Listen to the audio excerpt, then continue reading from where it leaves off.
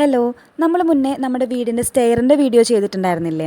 അതുപോലെ നമ്മൾ ഇന്ന് കാണിക്കുന്നത് നമ്മുടെ വാഷ് ബേസിൻ്റെ ഏരിയ ആണ് കേട്ടോ. ഞങ്ങളിത് ചെയ്യുന്ന സമയത്ത് ഞങ്ങൾക്ക് കുറച്ച് കണ്ടീഷൻസ് മാത്രമേ ഉണ്ടായിരുന്നുള്ളൂ. ഒന്ന്, വീട്ടിലേക്ക് ആരെങ്കിലും കയറി വരുമ്പോൾ കാണുന്ന വിധത്തിലാവരുത്. അതുപോലെ ഡൈനിങ് ടേബിളിൽ നിന്ന് കുറച്ച് അകലം വേണം. ഭക്ഷണം കഴിക്കുന്നവർക്കൊരു ബുദ്ധിമുട്ടാവാതിരിക്കാനായിട്ട് മൾട്ടിവുഡിൽ CNC കട്ടിങ് ചെയ്തിട്ടാണ് കേട്ടോ ഈ ഏരിയ തിരിച്ചിരിക്കുന്നത്. അത് കാണാനും നല്ല ഭംഗിയാണ്.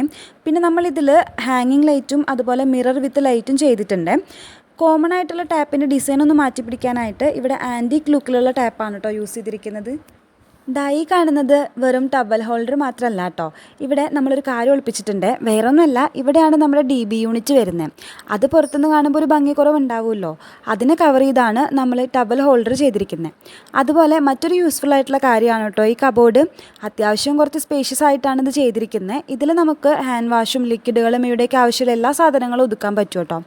എങ്ങനെയുണ്ട് ഈ വാഷ് ബേസിൻ മോഡൽ? നിങ്ങൾക്ക് ഇഷ്ടമായോ? ഇഷ്ടമായാൽ ലൈക്കും കമൻറ്റും സബ്സ്ക്രൈബും ഒന്നും മറക്കണ്ട കേട്ടോ. ഇതുപോലെ യൂസ്ഫുൾ ആയിട്ടുള്ള വീഡിയോസായിട്ട് നമ്മൾ ഇനിയും വരും കേട്ടോ.